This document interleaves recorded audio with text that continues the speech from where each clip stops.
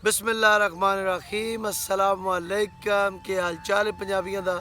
मेरा नाम है खुरम सोला। तुसी वेदे तुहाडा अपना यूट्यूब चैनल जिदा नाम जाग पंजाबी। आज मेरा थोड़ा गला खराब है, गुजारा ही होना है। मेले तो पानी शानी पीते हैं। अच्छा जी, सब तो पहले तुहाडे सारे का बड़ा शुक्रिया तुहाडी मोहब्बत का। क्या बात है, तुहाडी मोहब्बत की बस एक कमी है कि तुसी जिस प्लेटफॉर्म तो भी साडी वीडियो वेख रहे हो, वीडियो का जो चैनल है फॉलो करो या सबसक्राइब लाजमी करो। तो जो कम्यूनिटी बन सी वध साडी आवाज़ ढेर वधसी। मतलब असी अगर कोई वीडियो चाड़नी साढ़े सबसक्राइबर या फॉलोवर वधने ना, असी जी वीडियो चाड़नी ढेर लोगों तक अपनी, यही साडा काम है कि असी लोगों को शऊर देना। अज की वीडियो गल करनी असी नाम निहाज सराइकिया थे।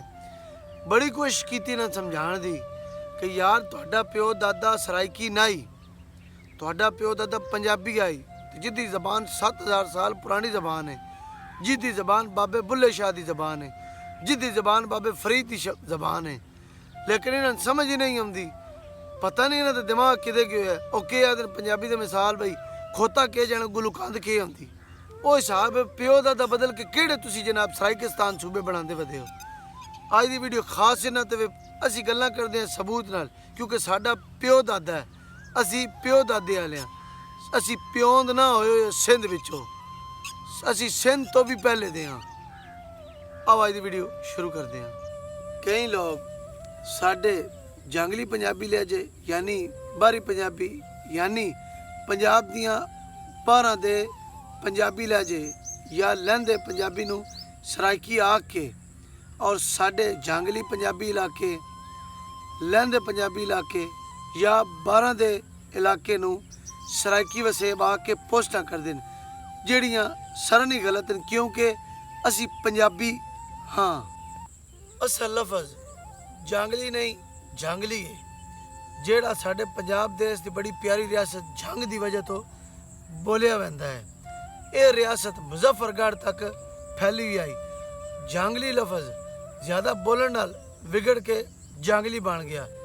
मैं क्लियर कर छड़ा कि जंगली लोग यानी जंग दे लोग खालसन पंजाबी ने, सन पंजाबी आख्या करो, साडी जबान नूं पंजाबी आख्या करो। बाहरों आए सिंधी प्योंद जेड़े आए नाम निहाज सराइकी, सानू नाल ना जोड़िया करो।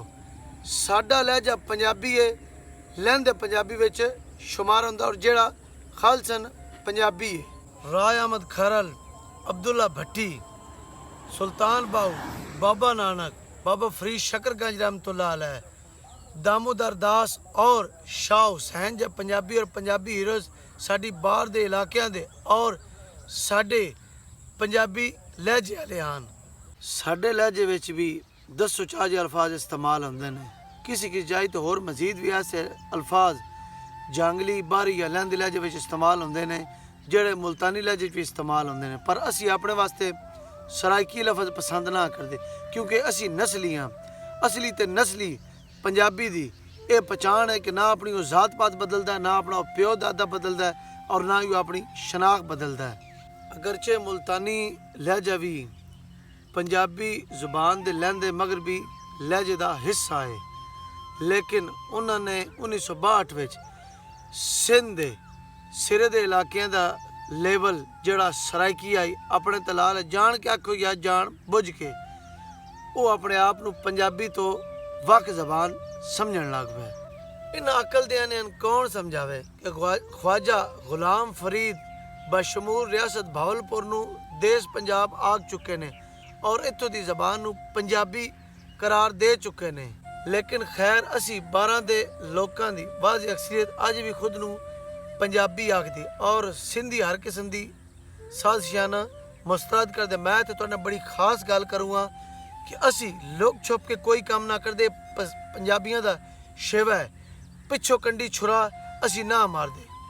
जे किसी पंजाब नू टोटे कीता खोल के सुनो, मुड़ असी ये नहीं करना है कि असी सिंध विच महाजर सूबा बनाना है। जे केपी दे नाल रले तो असी केपी च फाटा सूबा बनाना है। साडे नाल होना उलझना नहीं, उत्ते उत्ते सूबे बनने जिते जिते तुहाडी सोच नहीं। असी भी पूरे तैयार हाँ, पर असी तुहाडे यार नहीं काम करना। लेबल असा नहीं लाने, असा खोल के एक तहरीक चलानी। महाजर सूबे नाल भी जुल्म हो रहा है, महाजर नाल भी जुल्म हो रहा है कराची दे विच। एक होर गल दसा कि मुल्तान मुजफ्फरगढ़ और बहावलपुर ਜ਼ਿਲ੍ਹਾ ਵਿੱਚ ਵੀ 12.5 ਦਾ ਲਹਿਜਾ ਅਕਸਰੀਅਤ ਨਾਲ ਬੋਲਿਆ ਜਾਂਦਾ ਹੈ, ਜਿਸ ਨੂੰ ਉੱਥੇ ਜਟਕੀ ਔਰ ਰਿਆਸਤੀ ਲਹਿਜੇ ਦਾ ਨਾਂ ਦਿੱਤਾ ਜਾਂਦਾ ਹੈ।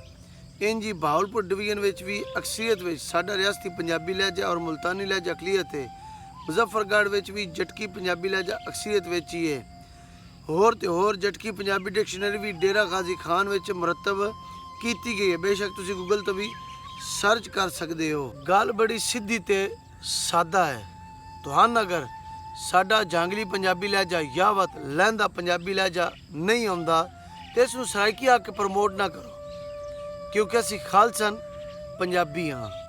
पंजाबी जबान के बुनियादी तौर पर 3 वड्डे लहजे ने। एक मगरबी पंजाबी जिहड़ा लहंदा पंजाबी लहजा है, दूजा माझी पंजाबी लहजा जिहड़ा दरमियान वाले इलाकों का लहजा है, तीजा मशरकी पंजाबी लहजा जिहड़ा चढ़दा पंजाब दा लहजा है।